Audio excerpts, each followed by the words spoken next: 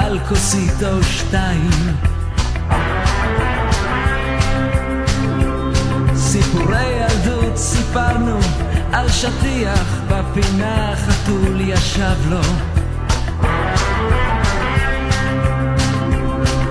קפה שחור מספלים קטנים, תקליטים, קוביות ומשחקים.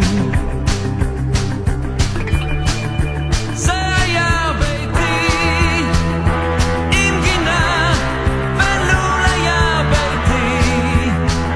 היה שלך, היה שלי, היה שלנו, עם שחר יגור בו זרים, ואנחנו עם כל הזיכרונות נעלמים.